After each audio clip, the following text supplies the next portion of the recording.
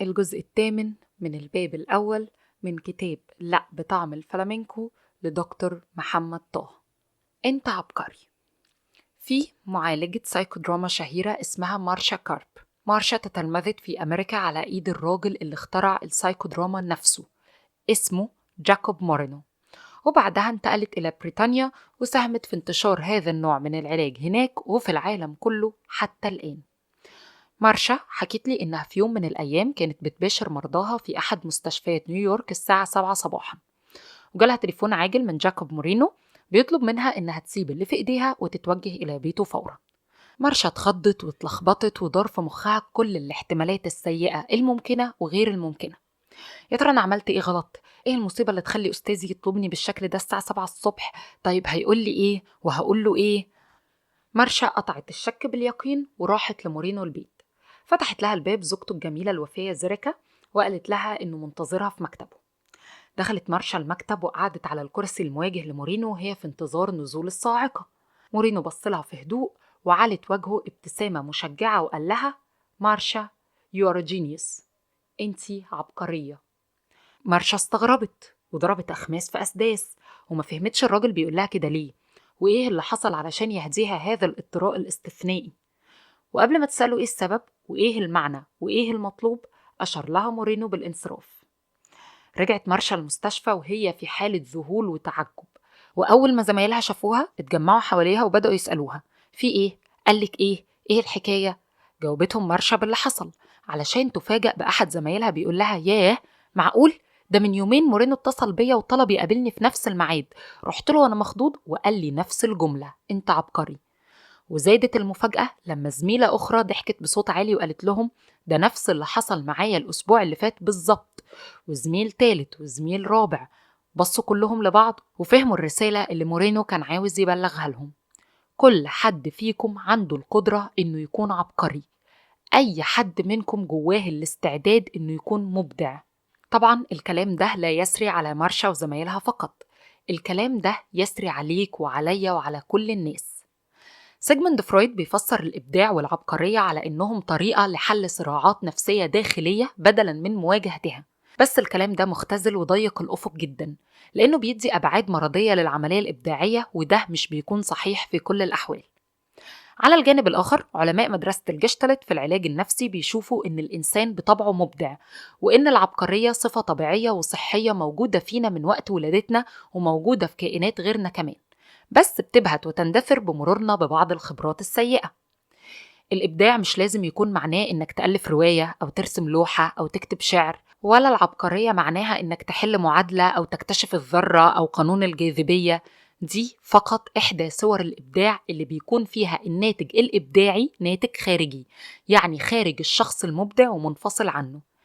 إنما في صورة أعقد وأهم للإبداع، وهي إنك تبدع في نفسك وتغيرها للأحسن، تسلك بيها مسالك جديدة، تمشي بيها في طرق مختلفة، تزكيها وتطهرها وتسمو بها في رحاب الحياة.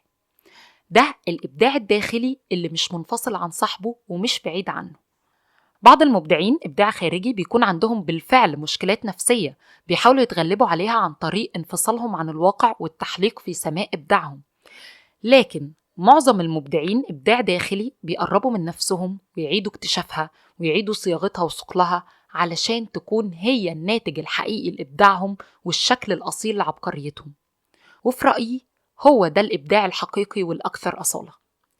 يعني لما تقرر تلعب دورك وبس وما تلعبش أي دور غيره، ده إبداع. لما تقطع كل أواصر ولائك الخفي لحكايات الماضي، دي عبقرية. لما تخرج برا الكومفورت زون، ده إبداع. لما تقول لأ المناسبة في الوقت المناسب، دي عبقرية. لما تلملم أجزاء نفسك وتتصالح عليها، ده إبداع. ولما تبقى واحد صحيح، ده منتهى الإبداع وقمة العبقرية. في نوع ثالث من الإبداع بيجمع بين النوعين السابقين لكنه أندر وأقل وجوداً. يعني تكتب شعر أو قصة أو رواية وده في نفس الوقت يقربك من نفسك، ترسم لوحة وده جنباً إلى جنب يصالحك عليها، تكتشف فكرة أو اكتشاف جديد وتكتشف معاه في التو والحين حتة جديدة منك، وهكذا. بالمناسبة معظم أصحاب الإبداع الخارجي أول ما بيتعالجوا من مشكلاتهم وصعوباتهم النفسية بيبطلوا يبدعوا، علشان الصراع الداخلي المحفز للإبداع بيكون خلاص انتهى، والعقدة النفسية المثيرة للعبقرية بتكون خلاص اتحلت، فيتحول إبداعهم الخارجي إلى إبداع داخلي في أنفسهم وفي أرواحهم. علشان كده في جدال علمي عنيف حوالين المفاضلة بين علاج بعض المبدعين من ناحية واحتمالات توقفهم عن إبداعهم اللي هو من حق الإنسانية بعد العلاج من ناحية أخرى. كلنا مبدعين بدرجة أو بأخرى، كلنا عندنا استعداد للعبقرية، يبقى فقط إنك تصدق ده، تصدق إنك مبدع وإنك عبقري. يلا صدق، مستني إيه؟ هنا ودلوقت، عارف إيه أصعب سجن في الدنيا؟ سجن خايف من بكرة. عارف إيه السجن اللي أصعب منه؟ سجن زعلان على امبارح. عارف إيه أصعب حاجة فيهم هما الاتنين؟ إن إحنا اللي بنسجن نفسنا فيهم بإيدينا. مفيش سجن بيبهدل صاحبه ويعذبه وما ينيمهوش الليل زي سجن خايف من بكرة، ومفيش زنزانة ضيقة ومظلمة وموحشة زي زنزانة زعلان على امبارح.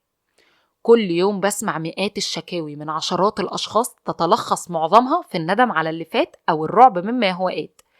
إما واحد غرقان في امبارح ومش قادر يفلت من شباكه، وإما واحد مشنوق من بكرة ومش عارف يفك حبل المشنقة، مع إن اللي بيعوز بيقدر واللي بيعوز بيعرف.